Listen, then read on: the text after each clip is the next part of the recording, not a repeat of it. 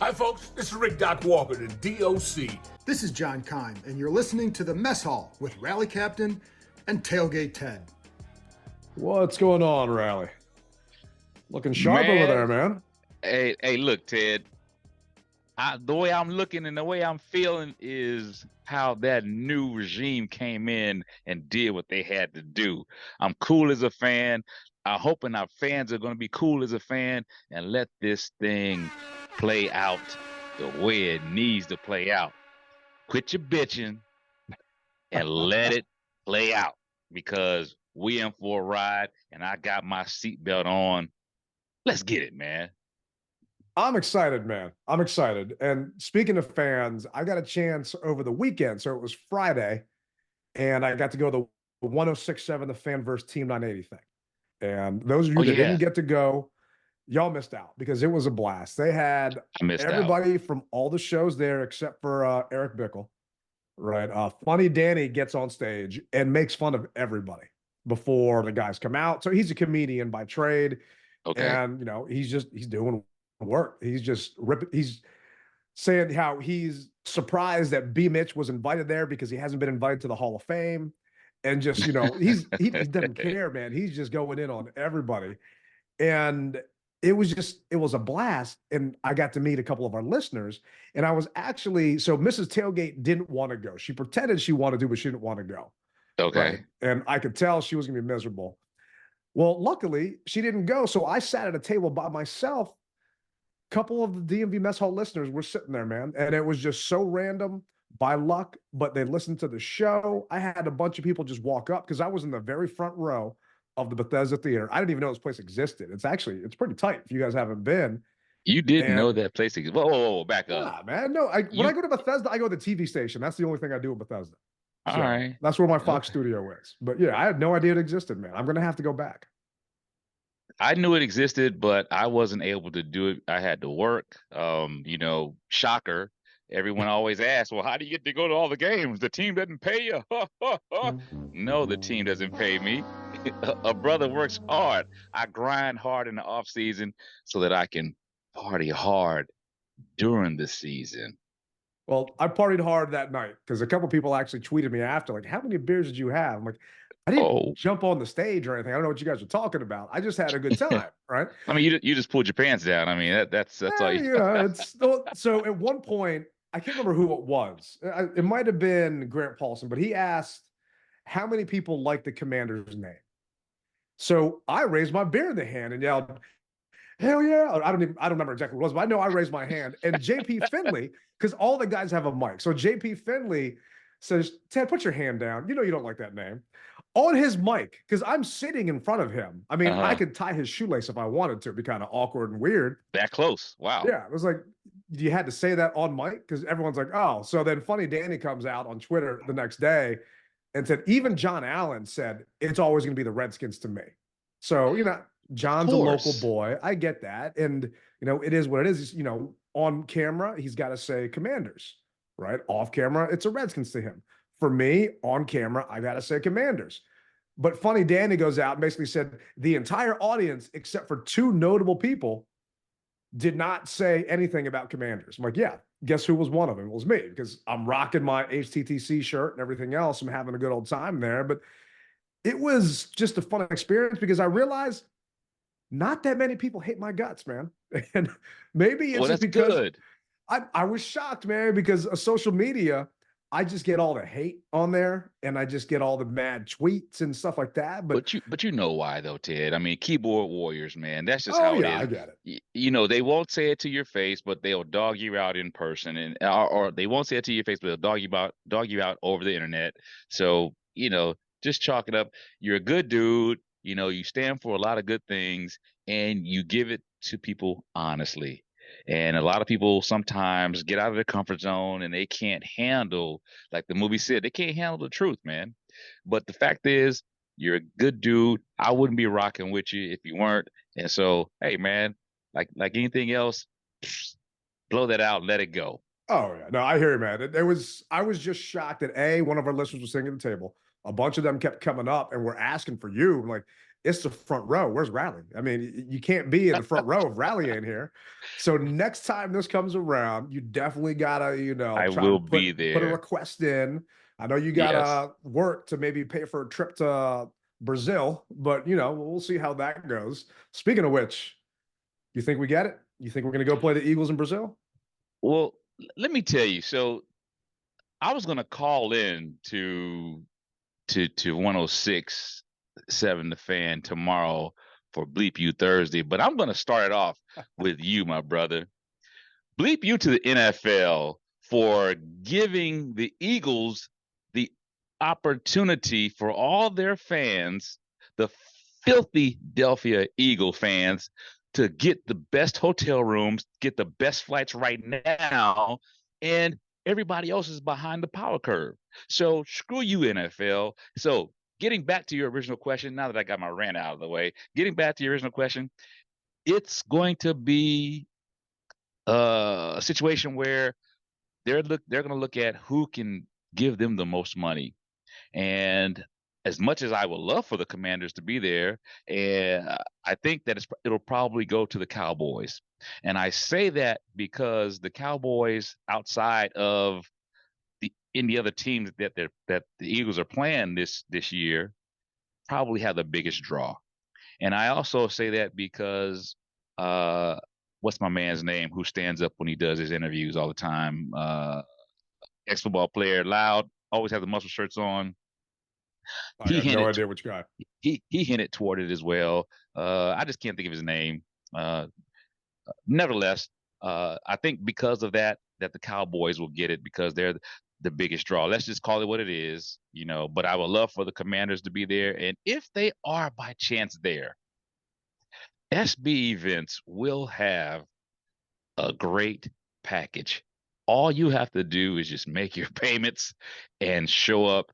If you're rolling with me, you're going to have great accommodations. You're going to have a nonstop flight. It's just a little things that if we are there, you'll be happy that you decided to book with SB Events. Trust and believe. So with all that said, I'm hoping so. It's going to be interesting because yeah. the Eagles have 9 home games this year, and so do Mm-hmm. we. Yep. They play, obviously, the Cowboys, the Giants, and us. Mm-hmm. Their other home opponents, you've got the Browns, you got the Falcons, you got the Panthers, the Jaguars, who play in London every year. Yeah. And you've got the Packers, and you've got the Steelers. So I don't know if I agree with you on the Cowboys. To me, if it's going to be NFC East, the Cowboys makes the most sense just because those fans, they're all over the place. They'll travel. Mm-hmm. I mean, hey, yeah, they think PG County is, Dallas Northwest or Northeast. But I have a feeling it's going to be the Panthers just because it just from the Steelers game, you've got that Pennsylvania rivalry. You don't want to take that away. I don't think they're going to make it a division game. And I wanted to go back and check, have they actually had any division games in Europe? And I don't know if they have, but to me, you don't take a division game away because a division game counts for 1.5 games, not one game. You don't force a team to play a division game overseas. I mean, it's a 16-hour flight. Just take away the whole. Oh, it's not that fans. far. It's not that long. I thought it was an 11 to 16, like Nah, 16. brother, No, it's like nine hours, bro. It's like 9 Okay. hours. The captain has already researched it. Come on, man. Okay. I've already got a space on my flag for the Brazilian flag to go on there. It's about a 9-hour flight, bro. It's not. Are you going to write it in Spanish or are you going to write it in English? It's going to be in English. Like it's Okay. going to coincide dress with all the rest of the stadiums that are on that flag. But I hear you, man. And I was thinking about. We played, obviously, in London, the Bengals. Yeah, so when we played the Bengals, obviously they're out of our conference. They're out of our division or whatever you want to call it. But the fact is, there was still a lot of people there because it was Europe versus Brazil. And I don't know how the fan base really realistically is in Brazil. I'd imagine that there are some people that are there. I don't really know of any military bases that are there offhand. I'm sure there's probably an outpost or something that's there. But for the most part, overseas in London, in Germany, you've got all kinds of bases over there. I mean, you got like 8 to 10, or maybe 4 to 8 military bases that are over there. So they bombard that area. I was just saying the Cowboys because, like I said, like you said, the fans like cockroaches. They're everywhere, and Yeah. you turn the Except lights they ain't on, been to and Dallas, but yeah. they know everywhere but Dallas. Yeah. So, but man, it would be lovely if it turns out to be us. And who knows? They could throw us a bone and say because they know that the team is rebuilding and there's excitement in the air. Because right now our fans are excited, so they could capitalize on that excitement from our fans. And also, people want to travel. That's Yeah. one thing people want to do. They want to travel to an overseas venue and see the squad play as well as take on everything else that an out of country town has to offer. So I'm looking at this right now, and you've got, okay, the Cardinals played the Rams, which is a division game back in 2017. So it has happened in the past. I am not seeing any other division games that went out there. And I could be wrong because I'm just looking this up while we're doing the show, but Mm-hmm. I'm not seeing a ton of division games going out there that have happened. We have opened up against the Eagles. We opened up against them in 2020. So, I mean, that's Yeah. not unheard of. But to have a division game over there, to me, it'll be interesting to see if that goes on top of having a first-year head coach and a first-year GM, because there are no rules. I was looking at the NFL schedule. There Mm-hmm. are no rules that stop a first-year team from going overseas. So that's out the only thing that stops a first-year team from happening is being on Hard Knocks. So I don't have to get on my whole podium and say, I don't want to be on Hard Knocks again because I just don't want that distraction and I don't have to worry about it this year. But if we do go to Spain, to Brazil, you know what, dude? I'm there. I'll make it happen. I got my passport. It'll be a Of fun course. time. I'm going to complain about it. I'm not going to be happy about it. I'm going to have Why? to donate some blood Why? because, like you said, man, we're second fiddle. It's the Eagles' home game, right? We're the redheaded stepchild coming out there. I wanted us to have the extra home game because we have the 9 games this year. I wanted us to be the hosting team to get the good seats, to get the good shot, and have the attention be on us. I don't want to be out there celebrating and dealing with Eagles fans because they're going to go out there and they Well, ain't never been out the States before and they're going to so act like a fool. and I welcome it because there are rules over there. You'll get your butt locked up faster Locked up than when you. abroad. That's Oh, right. yeah. And so I don't mind that. The biggest thing that I hate out of all this is you should have announced the teams simultaneously. Yeah, both teams. Agreed. That's what I would have hoped for. Yeah. And that's what I'm upset about. Other than that, hey, I welcome any and everything about it. I'm on board. I tell people that when people see my flag and they say, "Oh man, you went to London," and I say, "Yeah, I did." I said, basically, the team could play on the moon. I'll mortgage the house and go. Now, obviously, uh, somebody else in the household might not like that, but you know what I mean. No matter where they play, exactly. I will be there, bro. And that's just how it is, man. So, but my biggest gripe, and this is the last time I'm going to say it, is you should have, boo you, NFL. You should have announced both teams together because you just created an unfair advantage for the Philadelphia Eagles fans versus the opponent's fans. Because as I said, now they can get the best hotels, they can get the best flights, they can get everything best. And I'm hoping that you guys, at least whoever you're going to pick, if it's not us, I'm hoping that you at least by the weekend announce who it is. It definitely going to be by the weekend. I mean, for those wondering, it's February 7th at 3:18. They ain't going to announce anything in regards to the Super Bowl right now to take away from that. But I do agree with you. It's BS. Like, usually the day before the schedule leaks, all of the beat reporters and different super fans of the team get the schedule, right? So just full transparency. I would get the schedule before the schedule came out, but Yeah. they know that I'm not going to tell anybody about it. Exactly. But some people leak the schedule. So you can kind of put the puzzle together based upon, okay, we're playing them this week and them this week, and you just kind of fit all the pieces in. Well, if you tell us week 1 against Philly, no one's figuring anything else out. If you give that away, that it's on a Friday night, no one's going to figure out the rest of the schedule. So shame on you, NFL, for not just letting them know for every reason Riley was stating. And, I've been holding out hope that it was going to be us, and we got a 1 in 9 chance that it's going to be us. But I ain't gambling on it. I'm gambling this Oh weekend, but I no. ain't gambling on that. Oh yeah, this weekend definitely I will make a couple little side bets, but as far as that's concerned, no, I'll have to wait like everyone else. So it is what it is, bro.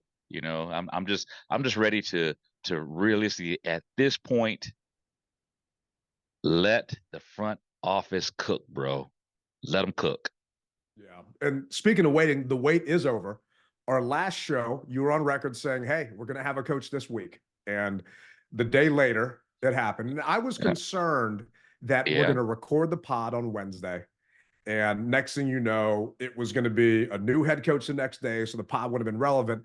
And I still feel that it was. So those of you that haven't listened to it, go back out there. You can find it. You can find all of our past shows. We're on number 108 right now. So the entire catalog is out there on YouTube. It's out there on Spotify, every place you can go.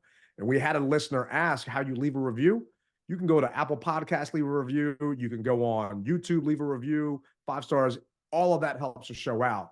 But we don't have to wait anymore. We know who our head coach is. And I was on Yeah. Fox 5 Friday morning. I mean, it was actually Thursday, behind the curtain. I was at the beach and thinking, well, we just did our podcast on Wednesday. I don't got to bring my gear with me.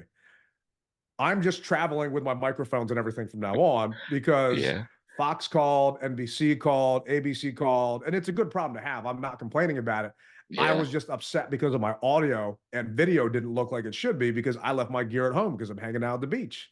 And then I Hmm. was going to be there for a couple of days, but then the TV station called and they want me in 7 o'clock in the morning, Friday morning. So I had to show up and we had to talk about it, man. They hired Dan Quinn. And this is actually what Adam Peters had to say about why Dan Quinn. Well, when we set out to hire the next head coach of the Washington Commanders, I said earlier, we wanted to hire the best leader for our team. And we went through a really thorough process, as you all know. We spoke with a ton of great candidates, but our process led us to the decision that Dan Quinn was the perfect man for the job. Coach Quinn has all the qualities we're looking for. He's unquestionably one of the best leaders in the NFL. You can ask anybody who's been around him, coaches, players. He's a top-notch communicator, an excellent teacher and developer, not only of players but of coaches. And he's smart, he's driven, and he's really more than anything a phenomenal person and just a great, great person who's going to lead this team the right way. He's one of the best defensive minds in the NFL. He's proven that time and time again. He can build elite coaching staffs, which Josh alluded to. He's already started. He attracts talent because of the type of person and man that he is. He maximizes that talent, and that's what we're doing. We're building a great staff, and he's really kicking it off really well. He and I have a shared vision that we're going to build a team that with the play style and the identity that you guys will all love to watch. The fans of the Commanders, not only just here in the DMV, but all over the world, will love watching Dan's team play. Dan and I are going to be in lockstep in everything we do. We already are, and we will continue to be. We will keep the team and staff connected. He has a track record of tying buildings together, and he's going to tie this whole building together from the lunchroom to the meal room to the weight room to the equipment room to the locker room. And that's how we're going to do it, and we're going to all be moving in the same direction. So I can't wait to work with Dan. We're going to embark on a really, really fun journey together. This is going to be a great and important off season. We've already started, but the work is just beginning. So what did you think when we just finished the pod? It's Thursday now. They announce, not officially, but unofficially, that our new head coach was Dan Quinn. What came through your mind at that point? Initially, Ted, I have to say that I was kind of skeptical. Just being honest, I was skeptical. I knew his background because after the pod, I looked it up, and actually before the pod, I looked it up. I knew that he basically helped cultivate the Legion of Boom. I knew that he was very good as far as the head coach for Atlanta, even though what happened. But there's two sides of that story. So if Kyle Shanahan would have run the ball more, blah, blah, blah, blah, blah, he'd have another Super Bowl underneath his tenure. So I, the way I looked at it was he checks the boxes. My biggest question that I've always had, and I don't have to ask that anymore, is who's picking the talent? Because I always said, I don't care who you bring in here, basically, who's picking the talent? What I like about Dan Quinn, and to me, Dan Quinn is uh what's his name? Campbell. He's another version of Campbell out of Detroit. That's how Dan I Campbell. view I view him that way, as Campbell out of Detroit. Uh because he's a motivator, and I always said you need someone who can relate to these young millionaires. Okay. You need someone to relate to these young millionaires who can get into their head and make them want to run through a brick wall for you. I believe he can get that done. And then after I heard what Michael Parsons said about him, it really made me say, okay, I believe that it could happen. There was another side of me that didn't like it, and I'm going to just be honest. It was because of the whole Cowboys thing, but I got past that. You know what I mean? I don't like the fact that I didn't like the fact that, hey, all these teams we could pick from, we picked the Cowboys. You know what I mean? It's just one of those type of things. It's kind of like when we have players that come from the Cowboys. I don't like that just because they're the Cowboys. But if you come in and you kick butt, I don't mind it. But initially, it stung a little bit because it was the Cowboys. But looking past it, hey, I'm ready to see what he can do. Put all that cowboy now.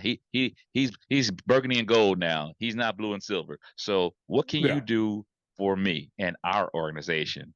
That's what I'm concerned about. I get you. And I mean, so I was on Fox 5, and Easy and I did not agree. Right. Easy Street. Those of you who don't know, I do segments with him on Fox. And part of his reason was because he came from the Cowboys. I'm like, are you serious? Like, the Cowboys have been 12-5 for 3 years in a row. Right. It just, they're not a bad team. They're a good But they're team. the So Cowboys. if you can't beat them, realistically, wouldn't you want to weaken them by taking away one of their coaches that improved their defense, that literally turned their defense from one of the worst? Their defense was 28th in the league and Agreed. 31st in the league, and he turned them into 7th the next year. I mean, Agreed. and Totally they're agreed. potentially going to hire Ron Rivera, or they're interviewing Ron Rivera. I mean, when we throw out the trash and they pick it up, and I'm not saying Rivera's going to get the job. My daddy's going to get the job. Yeah. But I get, because there are only reason I'm harping on this is there are fans that are thinking the same way you are, or thought the same way you did for a second, and that Easy is thinking that, nah, he's from Dallas. I don't want him here. I'm sorry, but Micah Parsons said, hey, I might go with him. Would you not want Micah Parsons here if he came with Dan Quinn? I mean, the guy is top 3 pass rushers in the NFL, but he's a Cowboy. So would you be okay with him coming here wearing burgundy and gold? I said I didn't like the idea initially Okay. because they were the Cowboys and I despise the Cowboys. But you now have a blank canvas, as I've said before, to do what needs to be done and change our defense and our team. So blue and silver's gone. You're with the burgundy and gold. Make it worth my while. Yeah. And a lot of people, and I'm kind of frustrated with all this. Everyone's yelling, screaming, well, it's not Ben Johnson. It's a defensive coach. Whoever he picks as a coordinator is going to leave here in a couple of years because they're going to get poached by some other team. Our fans drive me insane. And I texted you that the other day, just randomly. I think with no context, but I just texted you, like, our fans pissed me off, man. And then you called me to make sure I was okay, and I appreciate that. But it's step back off the ledge, bro. Step back off the ledge. We haven't had a winning season in how many years, bro? Yeah. I mean, realistically, I'm trying to remember the last time we had a winning season. Even when we went to the playoffs, when Rivera got us there, it was with a losing record. No, that's not winning. Yeah, RG3 probably, or the year 2014 13? 15, 16. No, Yeah. because we went to the playoffs in 15, 16. So it's been that long. Yeah. We cannot remember. We legitimately Rally Night Terrible. season tickets. We haven't missed a game. We cannot remember the last time we had a winning season. But yet Yeah. our fans are just they're counting their chickens before they're most. hatched. Yeah. They're Yeah. complaining that, well, we got a defensive coach. So when we do well and we make the playoffs again, or when we, get to the NFC Championship game, or when we get to the Super Bowl, that Dan Quinn's going to lose us because he lost 28-3, then we're going to lose our offensive coordinator. Do you people hear what you sound like? Right? We haven't won Jack S in how long? And now you're worried that we're immediately going to go back to the playoffs and kick ass. And our biggest concern at that point is losing a coordinator? I would kill to potentially just host the playoff game. Not even win a playoff game, host a playoff game. Host. Yeah. And then win the game. And then maybe make it to the second round of the playoffs. You guys are already pissed off because we didn't get the guy that we were told we were supposed to get.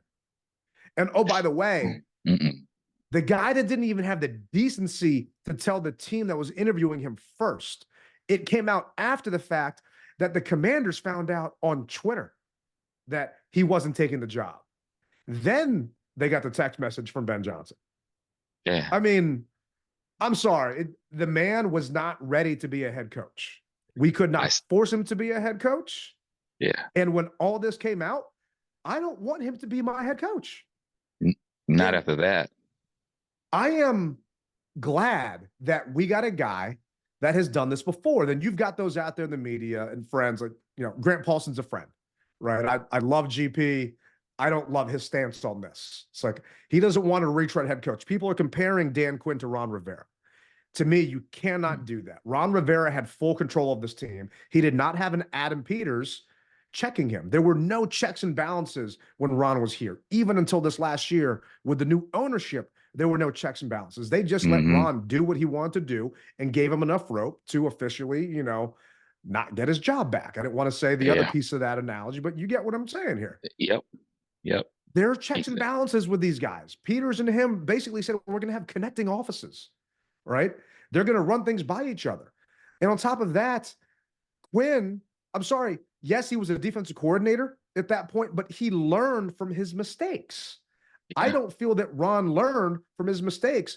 And this is Dan Quinn talking about if he got another shot. Exception. Over the past few years, there's 5 words that have probably tested my feet and my head. If I get another shot. And as a coach, you prepare for it, you study for it, and there's some lessons that you can't study for. There's lessons that you just have to live. And sometimes through success and sometimes also through adversity. But once you learn those lessons, all you want to do is grab them and run and prove it. And so let me tell you, I am ready to run and prove it. Run like hell.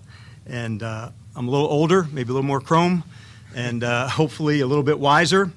And but I'm also incredibly grateful for all of that has led to my feet being here. And actually, that I can appreciate that, man. I can appreciate that. You can bet your bottom dollar that what he did in the Super Bowl against the Patriots, if he ever got that opportunity to do it again, that it wouldn't happen. It wouldn't go down that way again. And there are just a lot of things, as like anybody who has experienced anything in life that burnt you, so to speak, that fire is hot. You're not going to touch it unless you really want to get burnt. I don't see that happening with him. And that's what makes me individually feel good. So people act like people don't deserve a second chance. And I don't get that. They're upset that this guy's getting a second chance. Like, who else got a second chance? And these are, on the upper tier of this level, but Marv Levy was a coach with the Chiefs and he went to the Bills, got a second chance. Granted, he didn't win a Super Bowl with the Bills, but he got there 4 times, right? Yeah. Tom Coughlin was with the Jags, won a Super Bowl with the Giants, right? Pete Carroll was with the Jets and the Patriots, won a Super Bowl with the Seahawks. Mike Shanahan was with the Raiders, won at the Broncos. Don Shula, Colts, Dolphins, right? Bill Belichick was with the Browns and won with the Patriots. And right now, Andy Reid, do you think Chiefs fans are pissed off that they picked up a retread head coach that got fired by the Eagles and have Andy Reid taking them to another Super Bowl this weekend? I don't think so. And do you not Probably think that these men, yeah, I'm sure that they had sleepless nights when they lost that game. And you think about what you did wrong. And you think about if you were in that situation again, how you wouldn't make that mistake. And that's why I am excited that we have a experienced guy that has done this before, not a offensive coordinator who we don't know if he can do it. But I do know that this man got people to the promised land, right? He didn't get them over that hump, but he got them there. Yep. That's good enough for me. And if you think for a minute that he doesn't get tired of people asking him and answering, hey, what happened in Atlanta? Don't you think that he gets tired of that? People still cannot let it go. But best 28-3, though. I mean, hey, bro, I understand. But the fact is, that's why he won't make that same mistake twice. Amen. if he gets there because people still can't let it go. So another analogy that I used was, so I don't buy first gen anything, right? I don't buy first gen cars, especially. I want that manufacturer to get all the kinks out the system. So I needed to buy a car in 2020. And the problem was it's the pandemic and we're running around, and I needed a SUV with 3 rows in it for room and all this other stuff. The car I had my eye set on was a Ford Explorer, right? Just because it hit my price point, it hit everything I needed to. The first 9 months they made that car, they had so many problems. So it got down to the point where I was on a Facebook group and I talked to a bunch of people that worked at the plant. They told me only buy that car if it's made after this date and if it's been built out of this factory. And people that know, you can read that on a VIN number. It tells you all that information if you know what you're looking for. So I wanted to make sure it got the kinks out the system. To me, it's the same thing with my head coach, man. I don't want a guy that's still wet behind the ears and doesn't know how to handle high pressure situations. You may not get a lemon. You may get, a guy that's kick ass, or it could be a Tesla where the damn battery catches on fire. It just, to me, I want a chance to, let that guy understand what he did wrong. And Quinn said these are the lessons he learned the first time. You said, if I get another shot, the lessons you learned, what are some of the key lessons that you learned to apply, that you can apply here? Yeah, that's an awesome one, John. I think first and foremost, in leaving there, I wanted to make sure I did a 360 to find, what would be some potential blind spots, that I did, and in a good way of trying to take on too much at times. And so that's why for me, coming into, when I was looking to, if I got another shot, there were a couple things that I wanted to find. One, was from the ownership side, a team that support, the general manager side, to be in lockstep and have a partner with. And then the third part, was like a fan base that was really wanting to go get after it. The lessons for me was, man, be right, it's the players and the team. And it came from a good place of trying to help and solve problems, but make sure, keep the main thing, John. And I had some time to test that in Dallas. And so that was good for me to go and do that and go through that process, because I'm a much stronger coach today than when I took over, years back in Atlanta. And so, like I said earlier, man, you want to run with those lessons and go prove it. And the best competitive moments in my life have come when you had to go prove it. And that's what I want to apply. For me, let's get behind this guy until he proves us wrong. Let's support Dan Quinn, because this is our team, right? If you listen to this podcast, you're a Washington fan. Whether you're a Commanders fan or a Redskins fan, you're still a Washington fan. So Josh Harris and Adam Peters, who we all agreed are the right people to lead this organization. I don't remember anyone complaining that Adam Peters is our GM. I don't remember anyone saying we need another GM, but yet people are doubting the person that they handpicked. I don't get that. Ted, I equate this to the Aliens movies. I'm not sure if are you an Aliens Sigourney Weaver fan? I saw, yeah, it's been a long time though. Okay, so Aliens Part 2. Basically, they bring Sigourney Weaver back to the whole thing to find out about this new compound or whatever have you, just to bring you up to speed if you haven't seen it or if you don't remember it. And if our listeners are an avid Aliens fan like me, they can appreciate what I'm about to say, and you'll be able to appreciate it as well. So Sigourney Weaver goes into this plant, and they had this new space marine unit, if you will, and they've had this butterball lieutenant, and Sigourney Weaver, obviously, she gets in contact with the aliens, and the boots on the ground, they're firing and they're trying to kill all the aliens, and the lieutenant is basically saying, "What's happening? What's happening?" Sigourney Weaver says, "Pull your man out." She's telling him what to do because of the experience that she has had with the aliens, and the lieutenant had no experience and didn't know what to do. That's how I view Dan Quinn as Sigourney Weaver, and the gentleman from Detroit, Dan Johnson, as the lieutenant. Okay, yeah, Ben Johnson, yeah. Ben Johnson as the lieutenant. You wouldn't, if you were a seasoned coach, you wouldn't let somebody find out off of the internet. You'd be man enough to talk to them face to face, or give them a phone call at least, and then say something. So his inexperience, it would carry over, I believe, onto the field, and we would all be decimated by the aliens. So Dan Quinn, bro, you got us, and we're yours. Let's make it happen.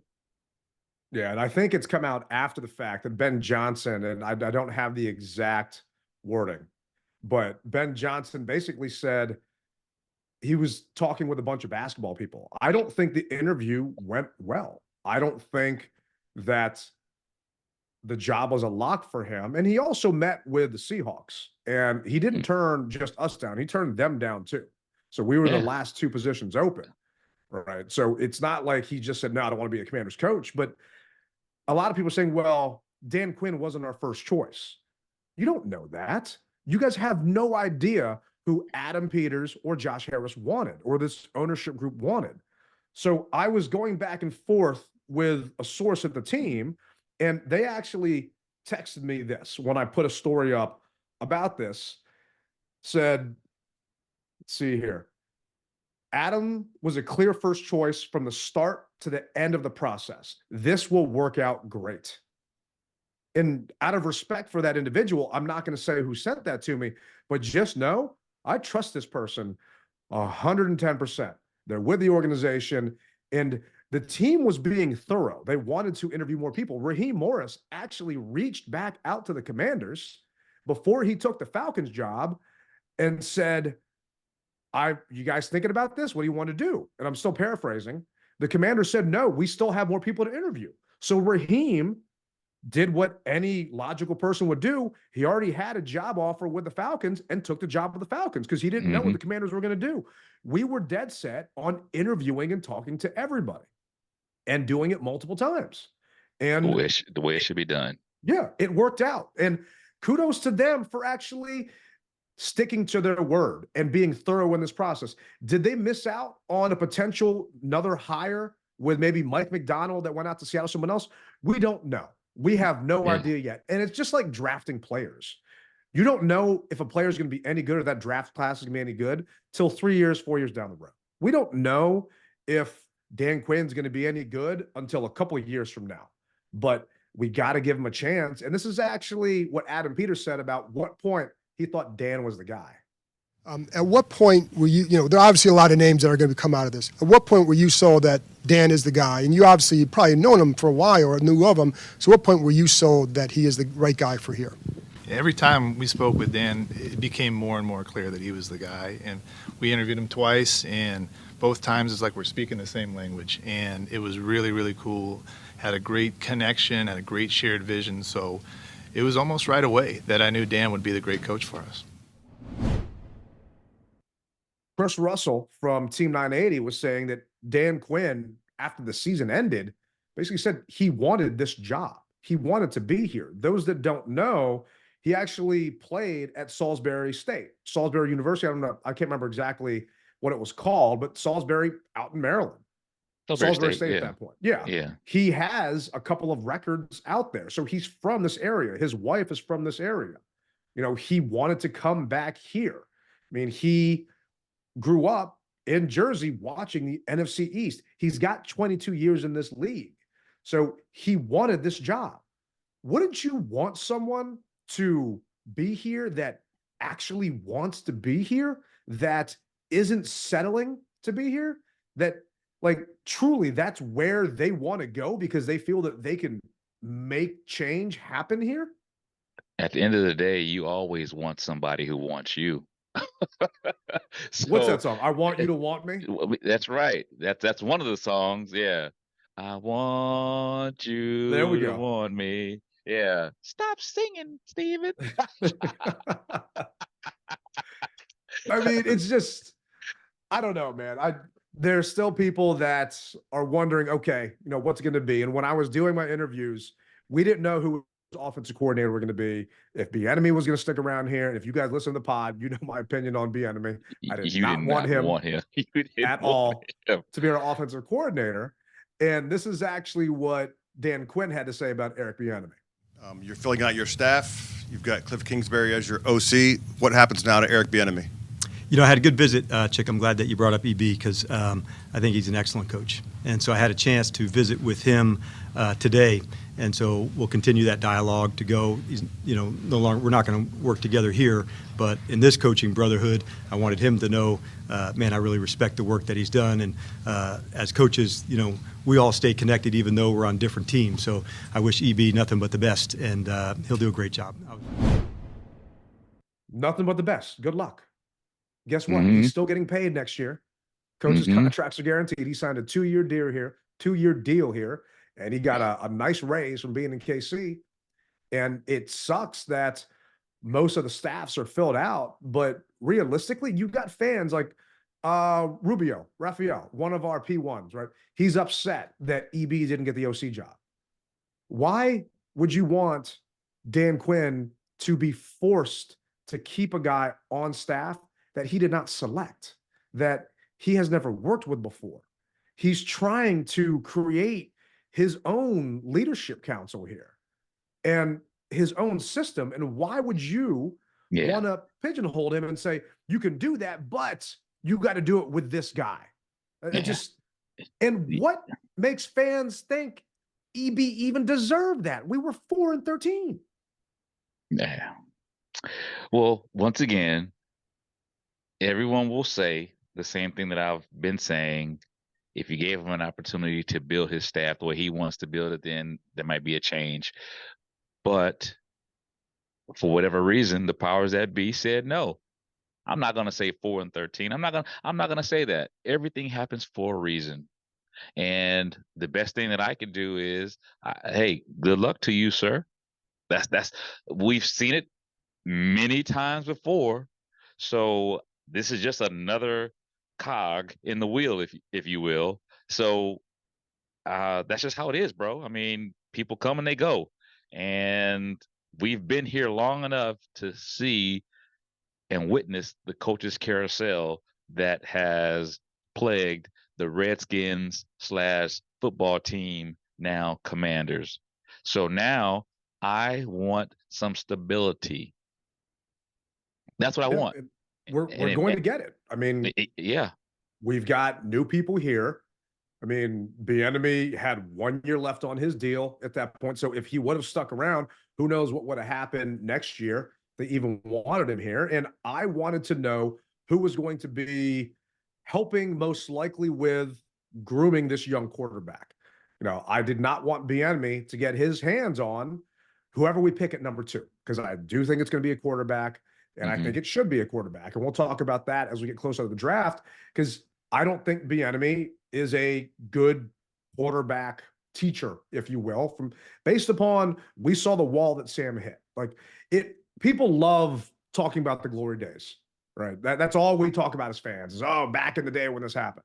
Well, back in the day, when Joe Gibbs first came here, he was 0-5. And he tried a style of offense that just did not work, that he brought here from another team. Does that sound familiar to anybody? He changed it up based upon the player personnel he had. Completely changed it up. Bieniemy, the entire year, at no point did he change up what he was trying to do until the last game of the year against the Cowboys, where he just pulled some old school playground backyard BS crap against Dallas because game meant nothing. That to me is why he's not here. And I don't get why fans tie themselves to coaches and to players like they do. Because they come, Bieniemy took a picture with you on the sideline at training camp. Hey, good for you. He took it with me too. But it don't matter. I'm not going to cry over it. The guy's a millionaire, Yeah, archive it and move on. Yeah, he had a shot, right? It's like maybe if he does something good down the road, it'll be my Facebook profile with me and Bieniemy hugging, but I doubt it's going to happen anytime soon. But in the meantime, we've got two new guys that are here in Cliff Kingsbury and Joe. This is actually what Quinn had to say about. Why Cliff and Joe?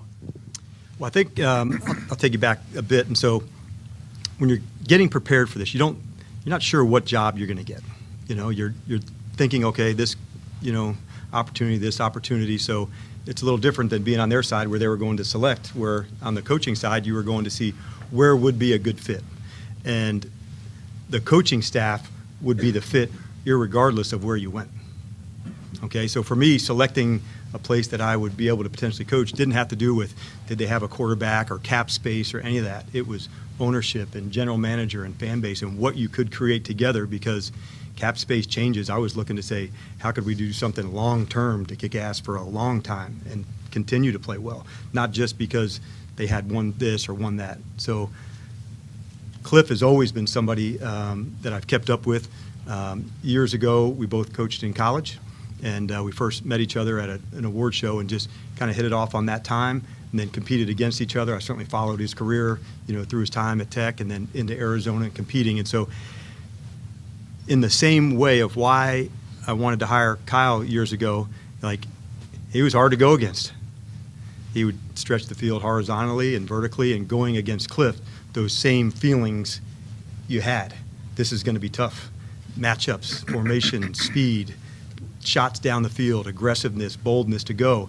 And so as a coach, you were writing down some names if this is something in your future that said, if I get that shot, this is somebody I would want to talk to. And so that's where the start came from him. We're really pumped that he's going to be a part of it. Obviously, I know people talk about, his acumen with quarterbacks, and that's proven, but he's also an excellent coach. He's not just, a guy that's going to be with the quarterbacks the whole time. So I want to make sure I'm clear on that. And then with Joe, it's a little different because I had a chance to be shoulder to shoulder with him, over the last 3 years in Dallas. And through that time, I've just seen the detail, the connection, the play style, And so to play good defense, you better be a good tackling team, and you better know how to take the ball away. And those are two things Joe and the units that he was charged with have been excellent at. And I think over the last 3 years, with Joe there, the team had been, at the top of the league in terms of takeaways and defensive touchdowns. If you want to play good defense, you better tackle, because there's I'm not talking about in the A gap. I'm talking about there's space plays that happen in today's NFL. And so in that space, how do you have the technique to go and make tackles where guys like Cliff and Kyle and everybody else want to create all this space to say, make it hard. So you better be a good tackling team, and you better know how to get the ball away and show good disguises, to make the quarterback have to read the coverages after he has the ball in his hand. And Joe's been exceptional at that through his career. So that's why he played against them, coached against them, and had fits going against them. I mean, to me, that's the ultimate compliment. I couldn't beat you, so I put you on my staff. Guess who we couldn't beat the past couple of years, right? I mean, we talked about getting in the pod. So now he's our head coach. And I don't know a ton about Joe Witt, right? I would just, admittedly, he said that his dream at one point was to be the defensive coordinator for the Dallas Cowboys. So, hey, Joe, I hope that was more of a nightmare than a dream. And now your dream is to be the defensive coordinator of the Burgundy and Gold, because guess what? You are. And yes, indeed. Welcome. I'm excited that the guy's here because Dan trusts him. And we brought Quinn here, and he was a defensive coordinator. He has come on record and said that he's not going to be calling the plays. He did that when he was in Atlanta, and it did not go so well for those defenses because he had too much going on. So part of me thinks is, he's letting Joe call the plays because he had to convince Joe to come here from Dallas, number one. And on top of that, he trusts him to do it, and they think alike.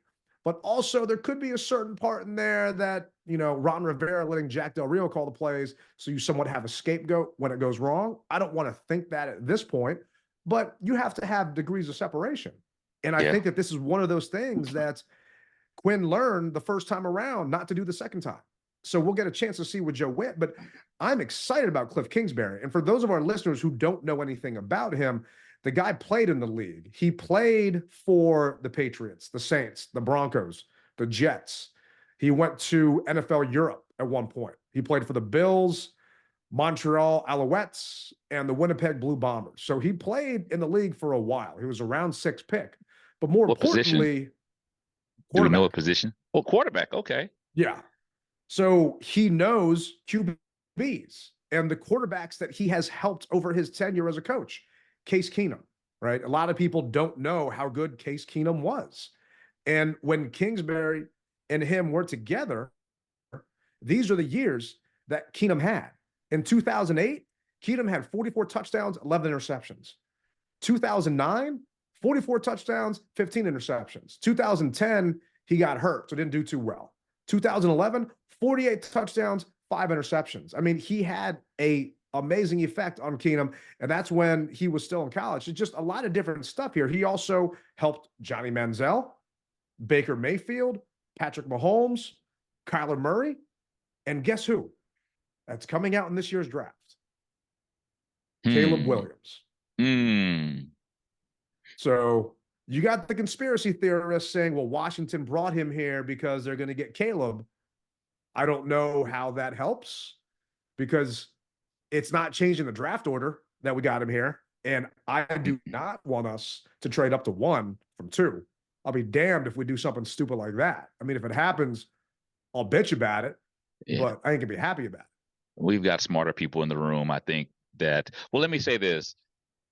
You never know what could happen, and we may not want something to happen, but I have a strong feeling that the people that are in the head shed that are pulling the strings have thought about every scenario that could fit into our situation.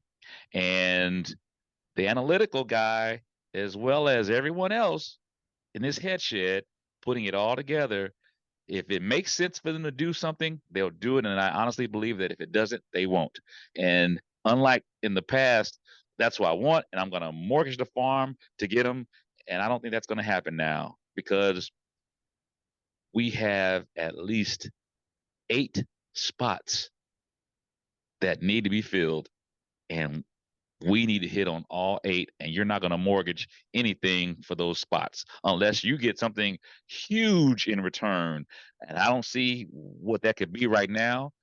I don't get paid to, but I want to see what's going to happen in April.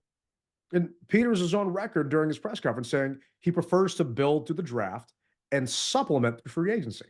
Well, you can't build to the draft if you give all your draft picks away to move up 1 spot. And yes, and I feel that this is some of our DC media trying to, prey on the Commanders fans' hopes just to get the number 1 pick. But, like Scott Abraham, a friend over at ABC, he's talking about, oh, Kingsbury, Caleb, they work together, they know each other. Yeah, okay, that's fine. It doesn't mean we're moving up to do it. And I don't want to do it. And we'll see what happens. But Kingsbury, as a head coach, he was a head coach for the Cardinals when Kyler Murray had some of his best years playing football. So to me, they got him here. They're bringing him here because we're going to draft a QB at 2. And we need someone that speaks quarterback. We need someone that has been one and that has groomed some of the great quarterbacks out there that are still in this game. Patrick Mahomes being one of them. That's going to be in the Super Bowl this weekend. So that's why I'm happy, because I kept talking about it when I was doing these interviews. Like, I like the Dan Quinn hire, but I'm a 6 out of 10, right? I don't know if I'm going to be a 9 out of 10 or a 10 out of 10 until I know who his staff is.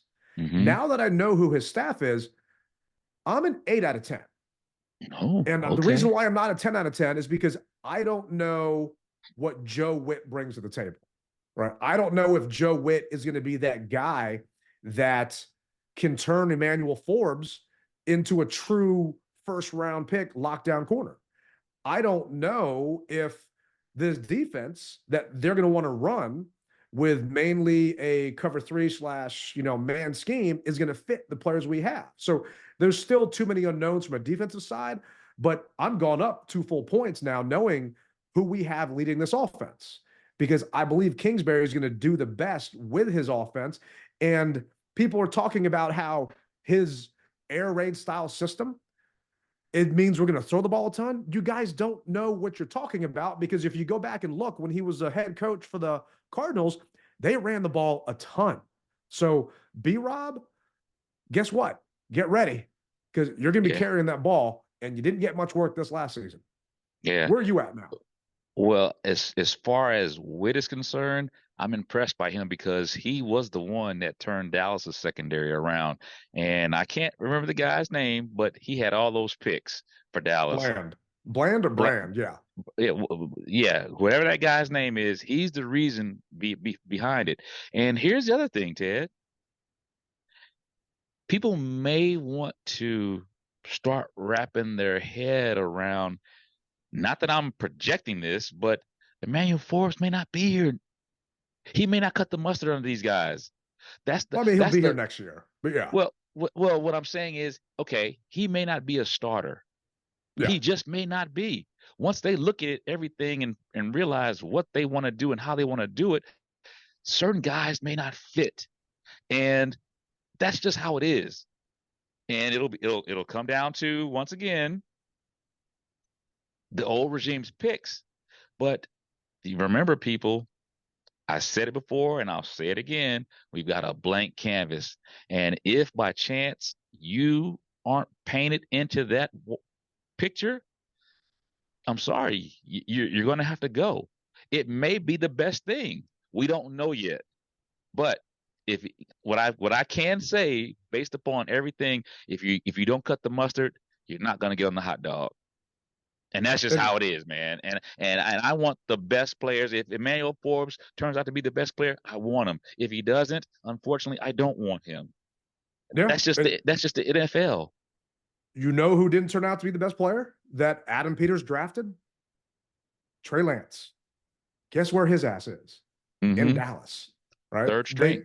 They realized that, yes, they traded up for Trey, and he wasn't the right call, and it just failed miserably. But they didn't sit there and try and force him in. They didn't sit there and make sure at that point that the third pick in the NFL draft, just because we took you at 3 means you got to play. They did what was best for the team to win. And just like you're saying, if Forbes ain't it, or BSJ ain't it, or if, Cam Curl ain't it, then they'll find someone that fits a system and they'll get in there. And at this point, I have to have faith in them, because what we have done the past how many years just has not worked. So this will be a new regime and a new style. And I'm all in, dude. I cannot wait to see what's going to happen and who we're going to take in this draft. And from Quinn's standpoint, he doesn't want to use this word. You tell me if you feel the same way. The word rebuild came up a couple of times during Adam's press conference.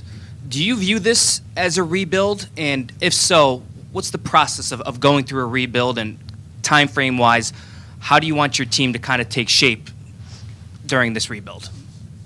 Your words, not mine. All right. So I'm really honestly glad that you brought it up. And I know it's a big topic. And I would say this is a recalibrate, finding our north again. And that starts, with our identity of our club. So no, you will not hear me say the word rebuild at all. This is about assessing what we have, how do we add to that, and then how quickly we can accelerate this process together. Now, how do you do that?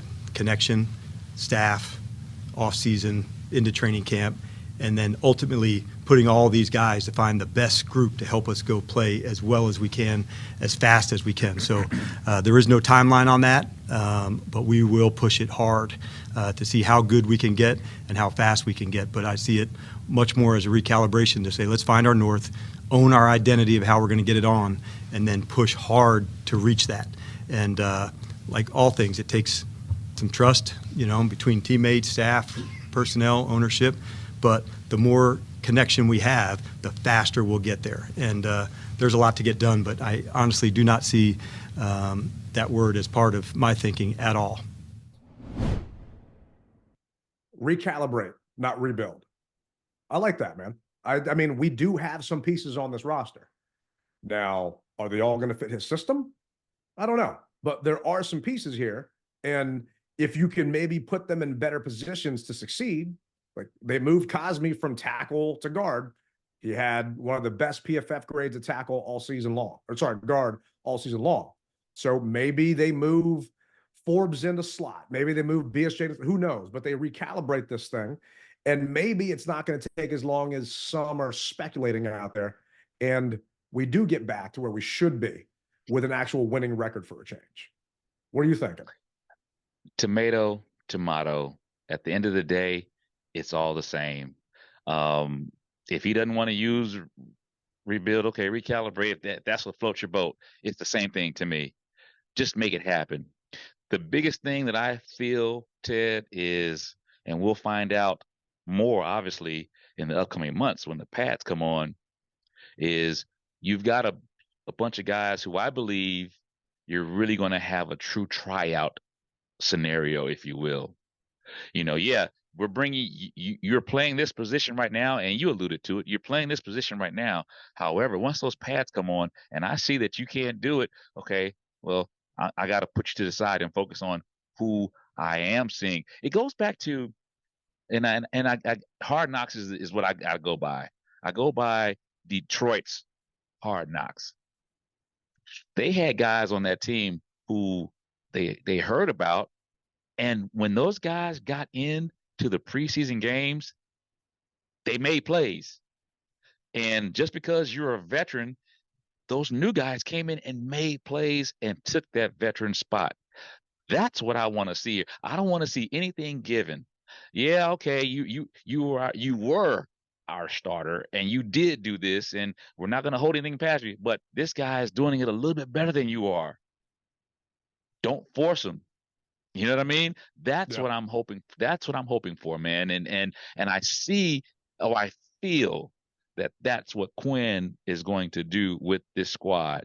He's going to everybody starts with 100. I always say that when the season's everybody starts with 100, but then each play you either get a plus or a minus. And if you wind up on that sheet with more minuses than pluses, then somebody's going to take your spot.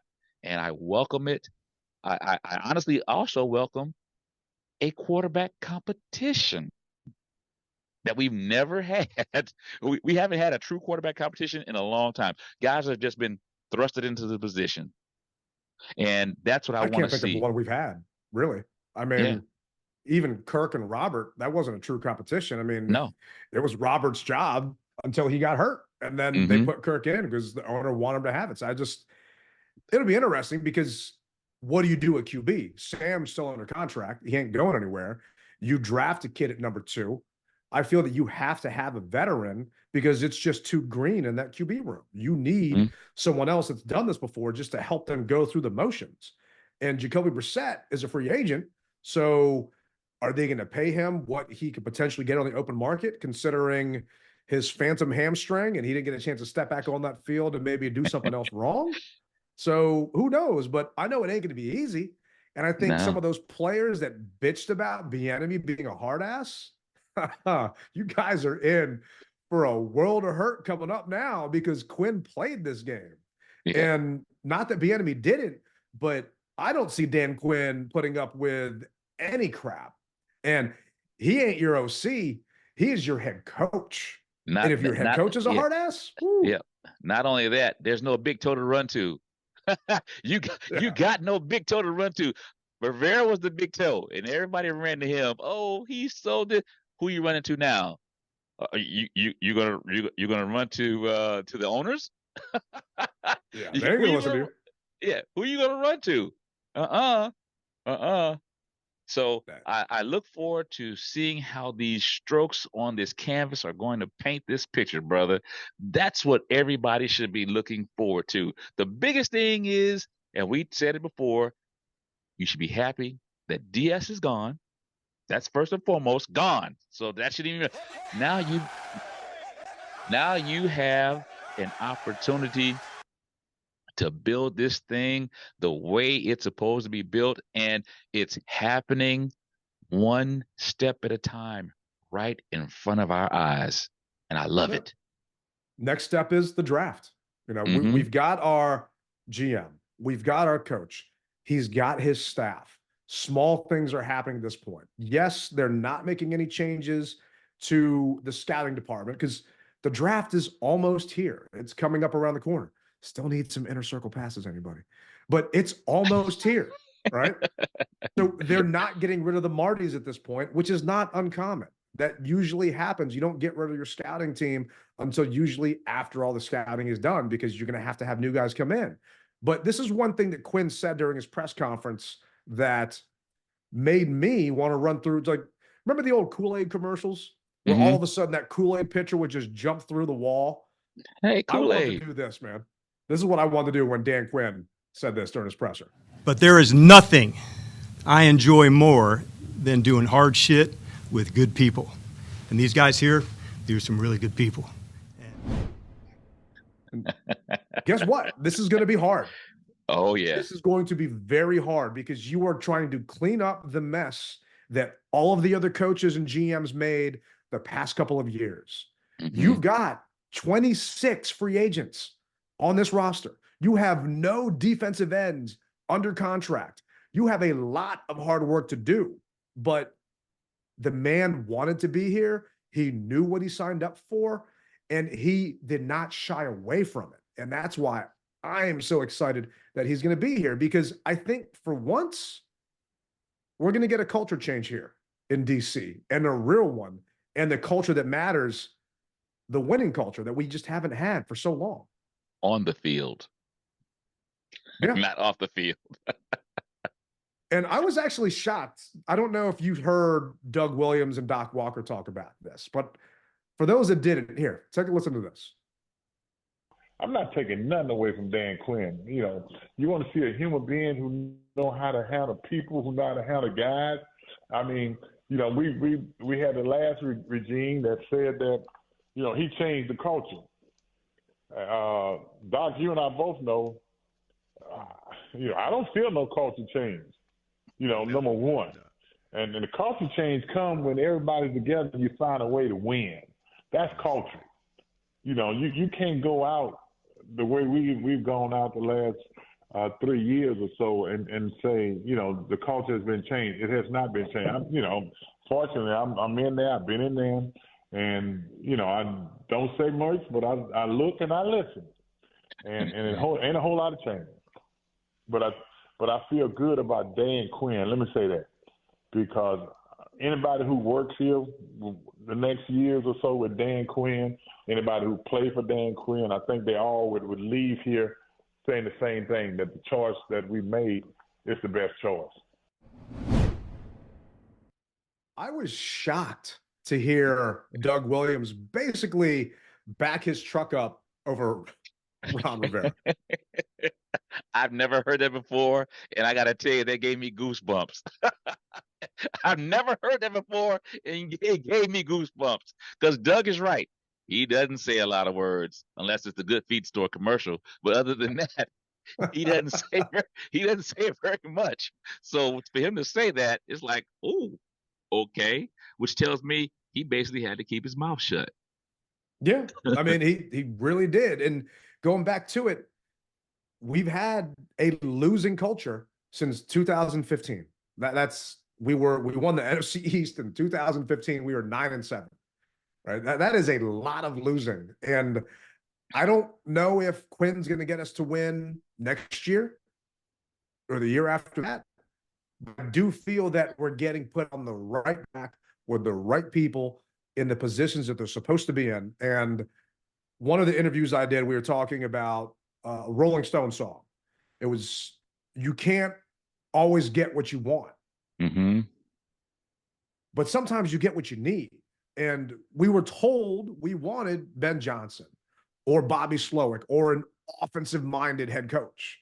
But maybe, just maybe, we needed a guy that's actually a leader of men, that has done this before, that has been to the promised land, that has won as a coordinator, but never won as a coach, and that is hungry to get it right this time. And I really think that that's what Dan's going to be. And this is going to be fun, man, because we finally get a chance to talk about football and react to the good things that these guys are going to do. Not, oh, I'm the GM and the head coach, and I refuse to, draft someone that actually makes sense. I'm going to take Emmanuel Forbes instead, or I'm going to take Jamin Davis instead, or these other guys where no one had them on their draft board going that high.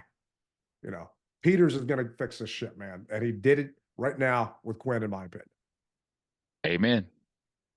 That's all I can say, bro. I don't need to say any more. You said it. But before we close this out, man, who you got this weekend? What are you thinking? You thinking Mahomes, or you thinking Purdy?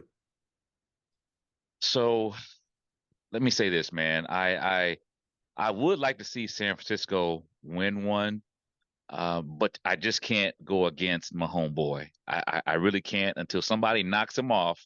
I can't go against him. He's almost like the new Brady, if you will. People always said, don't bet against Brady. And until it was to that point where you realized that you could, you didn't. You don't go against Mahomes until somebody knocks him off. So I obviously with Chase, Trent, Kyle, I'd like to see those guys win. But I want to see somebody, two of those guys win. But yeah. Oh, you know what I'm saying. I hear you. So with that being said, yeah, I would like to see them win, but my homeboy, Patrick Mahomes, I mean, you just can't go against him until somebody knocks him off his throne. And right now, he's the guy. So I'm going to go with Kansas City. So Mahomes is getting 2 points. I'm sorry, you're giving the Super Bowl champ 2 points. The second I saw that, I drove to Maryland and put money down on the Chiefs. I hope the Chiefs win because I just don't want to see Chase Young get a ring. There's so many people out there that deserve one. And in my opinion, he does not. He half-asses it constantly. He plays football. He doesn't love football. And it's evident in all these videos that you see of people highlighting him just jogging down the field. I'd be upset because that means Trent doesn't get one, but I think Trent will get another chance. Chase ain't going to be on that team next year. Trent will be. And I think Kyle is a great coach, and he'll bring them back. Just for that reason, I'm pulling for the Chiefs. I don't care about the whole Taylor Swift, Travis. That don't matter to me. I want to see good football. And I think Mahomes is one of the best to do it at this point. And it's going to be a fun time, man. And I'm hoping that the second time around for Quinn, he brings us back to that Super Bowl. And instead of going up 28-3, he makes that thing 40-3, and we see what happens. Well, I couldn't have said it any better than you, my brother. And I hear the music playing in the background, which lets me know that another episode of the DMV Mess Hall is coming to a close. I can't wait to talk to you next week, my brother. Everybody, thank you for riding with us. It's always a pleasure. If you haven't done so, please, for YouTube, like, subscribe, love it, all that good stuff, because it goes a long way. I'll see you guys on the flip side. Remember, you rep it hard, or you don't rep it at all. Rally Captain, Tailgate Ted. Until next time, we're out.